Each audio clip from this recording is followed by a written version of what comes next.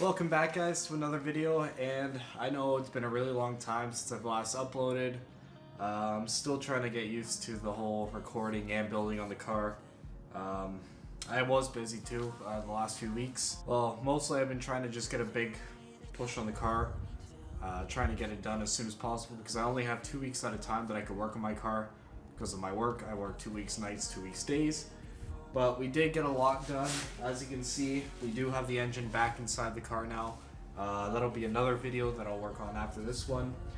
But today's video will be just explaining what exactly went into this engine, what I've done so far, and what's going to happen from now on. So, we started off the first couple videos of taking the car apart. Second one was putting the car back into storage. So now, once we got the car in the storage, we took the old engine out because of problems with the cylinder and the head, and the head gasket blew, so it was coolant and water that mixed in together and crusted up the whole system. I don't even know if I have anything to show. Oh, I think I do. Yeah, I don't know if you guys can see on the camera, but like it's all crusty in there. Oh. From all that coolant that just sat in there for so long after the head gasket blew. Even the radiator, it's all gunked up. I have a new one in the corner there that I'm gonna put in.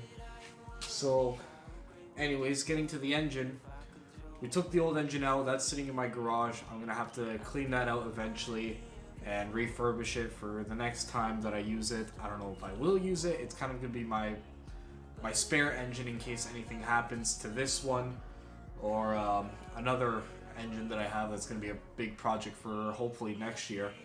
Starting with this engine, we did replace the valve cover because the engine on the black car that we took apart, that's the engine that's in here right now, and the valve cover did have a little puncture in it and it was squirting oil all over the hood of the black car when I drove it home, because I did drive that car home, but because it was unroadworthy, I couldn't repair it, so that's why we scrapped it out.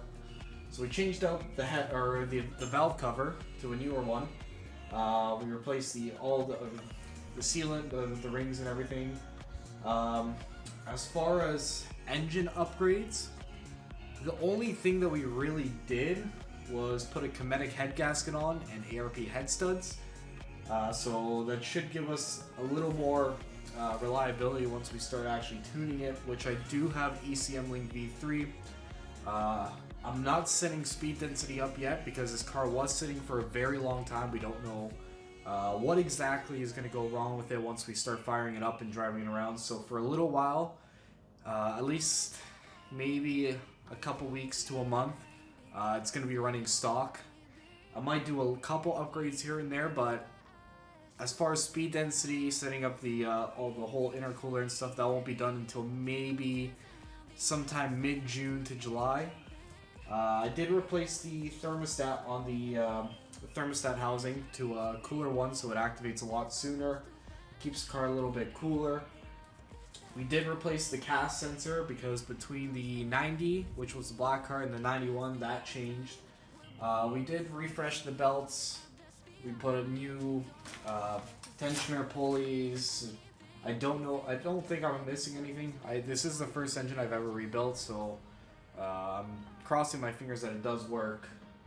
Transmission is the same one as from the black car. All we got to do is replace the bracket, which is fine, because the shifter cables for the two, what's it called? The shifter brackets for the two cars, they are different.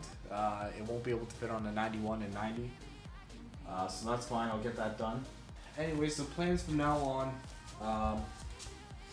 Today I'm recording a different set of videos for later on, so pretty much have 3 videos recorded now that I have to edit, so I'm kind of behind. Today I got a bunch of new parts in my truck behind the camera. I got new control arms, new ball joints. I got new sway link bars. I have new boots for drive axles, even though I probably won't put them on.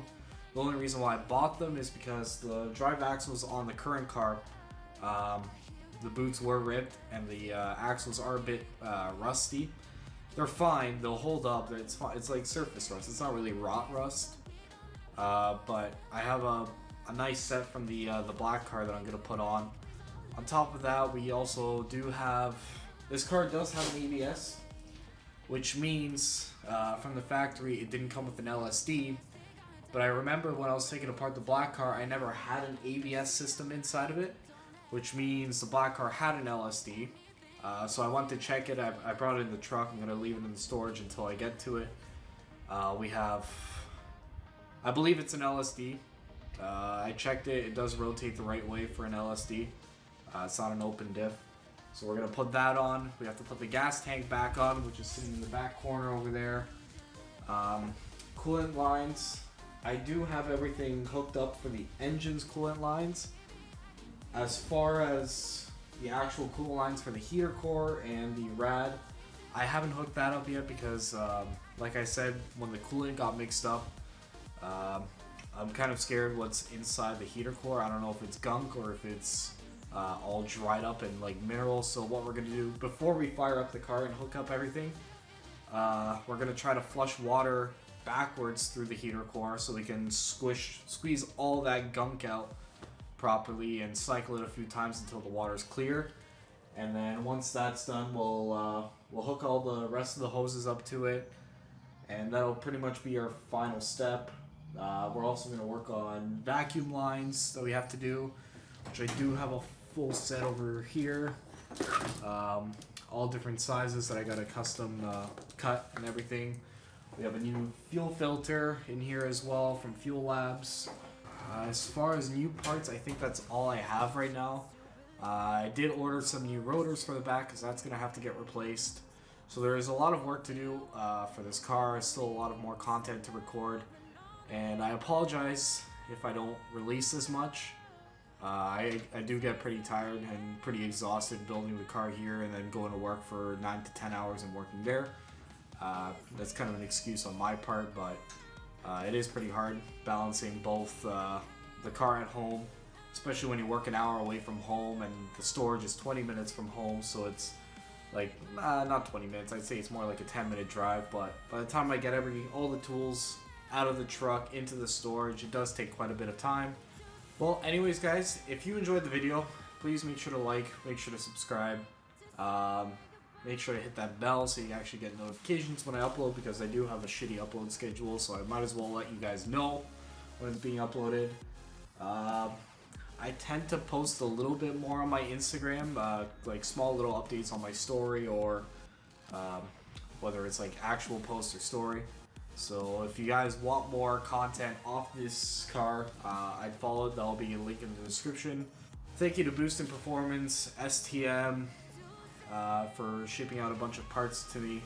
Well, I purchased it, but thank you for being an actual store that sells parts to these cars. Thank you to RTM, because I know they don't have as many parts as other ones do now. They were going out of business. I don't think they're going out of business anymore. I think he's there to stay for a little bit longer. I got some parts coming in from them. Anyways, thank you guys for watching, and I'll see you guys in the next one.